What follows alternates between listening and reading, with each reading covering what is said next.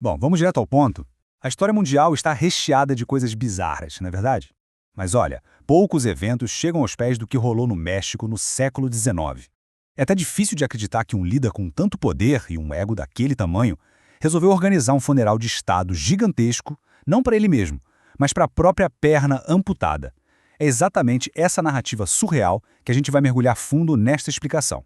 E aí fica a pergunta, como assim um funeral de estado por uma perna? Parece roteiro de filme, mas quem acompanha os bastidores mais malucos da história já sabe que a resposta é incrivelmente sim.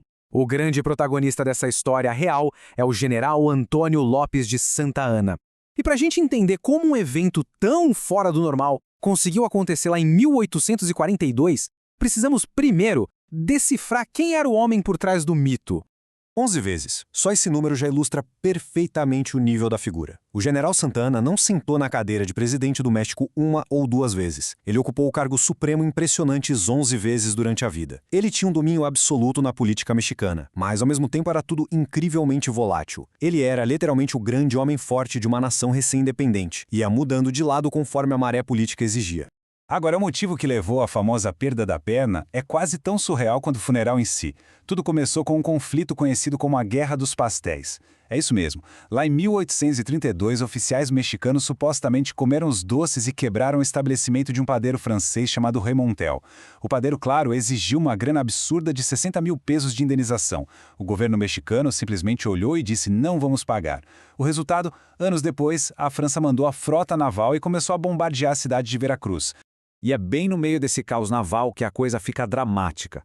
Santa Anna, que estava sempre tentando recuperar aquele prestígio militar depois de umas campanhas bem desastrosas, correu para defender Veracruz. E aí, no dia 5 de dezembro, no calor do combate, aconteceu o impensável. Uma bala de canhão francesa acertou o general em cheio. O impacto estilhaçou a perna esquerda dele e matou o cavalo na hora. Os médicos militares não tiveram muita escolha. Para salvar a vida do líder, precisaram amputar a perna ali mesmo no acampamento. Mas o detalhe mais fascinante dessa história toda é o que fizeram com a perna logo depois da cirurgia. O membro decepado não foi simplesmente descartado. Santa Anna mandou enterrar a perna na fazenda favorita dele, a Manga de Clavo. E detalhe, não foi um enterro qualquer. Teve cerimônia religiosa super solene, honras militares completas, foi uma jogada de propaganda genial. Usando a ferida de guerra, ele mascarava os fracassos políticos do passado, como a perda recente de territórios numas batalhas que duraram meros 18 minutos. Ele basicamente se rebatizou como o grande e sacrificado herói de Tampico. E a gente pensa que acabou por aí, certo? Que nada. A história dessa perna estava só começando. Avançando 4 anos no tempo, em 1842, Santa Anna tinha voltado à presidência e estava consolidando um poder cada vez mais ditatorial. Ele precisava urgente de um símbolo nacionalista bem visceral para unir o país sob o comando dele. A solução? A perna foi desenterrada do jardim da fazenda, colocada com todo cuidado dentro de uma urna de cristal luxuosíssima e transportada de Veracruz até a cidade do México num desfile militar gigantesco com a multidão aplaudindo. O destino final desse desfile mostra bem o nível de ambição do regime na época. Lá no cemitério de Santa Paula, eles construíram um monumento colossal sob a medida para a urna. O mausoléu tinha os degraus de pedra imponentes, um canhão de artilharia, a águia mexicana e olha que detalhe revelador, insígnias consulares do antigo Império Romano. Tudo isso foi desenhado milimetricamente não só para honrar o sacrifício dele, mas para projetar um domínio político absoluto e marcar o estabelecimento de uma ditadura com toda a pompa de um chefe de Estado. Durante a cerimônia no cemitério, os políticos do governo fizeram discursos absurdamente teatrais. Essa declaração do Ignacio Sierra y Rosso, um grande apoiador dele, captura perfeitamente a essência do momento. O cara afirmou com todas as letras que o dia em que o presidente foi mutilado era um dia de vida para a pátria. Fica muito claro como eles pegaram um acidente de guerra e transformaram na ferramenta de propaganda definitiva para glorificar o líder e calar qualquer tipo de crítica. E, como era de se esperar, esse culto à personalidade foi muito além desse funeral bizarro. Estátuas e obeliscos exaltando o próprio líder tomaram conta da capital. Eles ergueram uma estátua de bronze enorme na Plaza del Volador. A versão oficial dizia que o braço do general estava apontando poeticamente na direção do Texas, como quem promete reconquistar o território. Mas nos bastidores, o povo nas ruas murmurava que, na verdade, o braço estava apontando direto para os cofres do Tesouro Nacional. Essa sátira da população mostra que as pessoas não estavam cegas. O abismo entre a historinha do governo e o sentimento nas ruas era brutal. Poemas cheios de sarcasmo começaram a circular em segredo. Tinha até uma lenda de que bilhetes apareciam colados perto do mausoléu com protestos bem-humorados de outros cadáveres, dizendo que se sentiam ofendidos por terem recebido apenas uma perna no meio deles. Era a forma que as pessoas comuns encontravam para zombar de toda aquela pompa ridícula.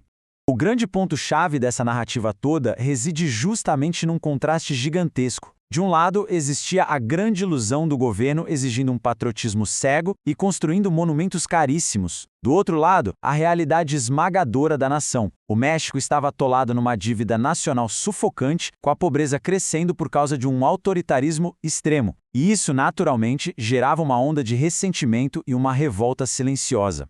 E não tem jeito. Esse abismo entre o governo e o que a população vivia levou a um ponto de ruptura inevitável. No final de 1844, a tolerância popular simplesmente evaporou. Toda aquela insatisfação ferveu e se transformou em uma insurreição violenta. Uma multidão tomou as ruas da capital numa revolta direta contra a ditadura, forçando o Santa Anna a abandonar o poder às pressas e fugir do país.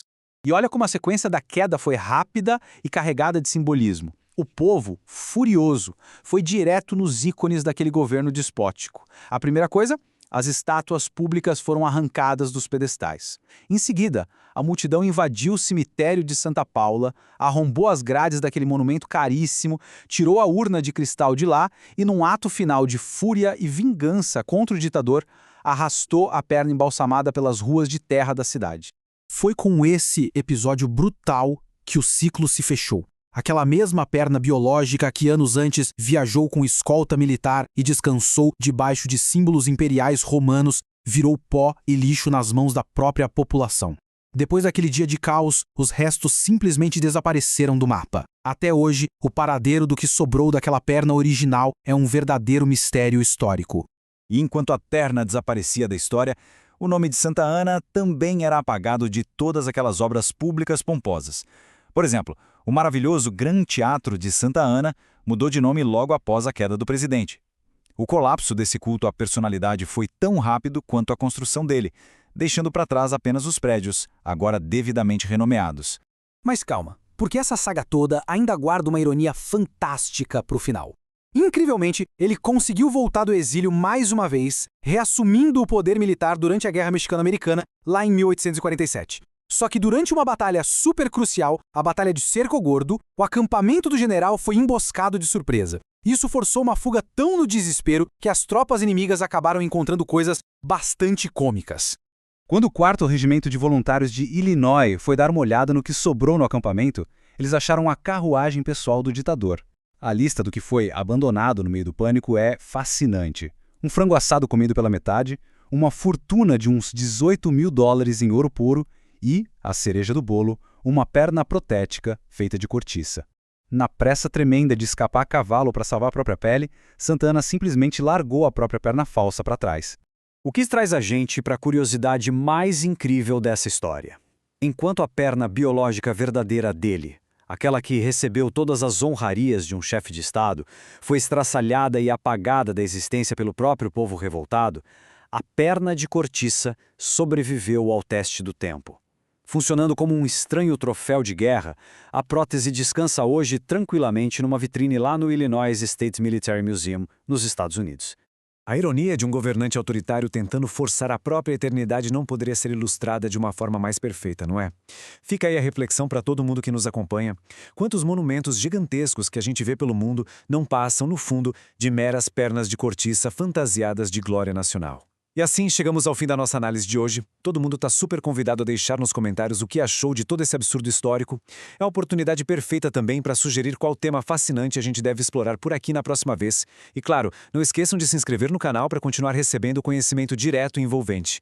Um abraço e até a próxima explicação.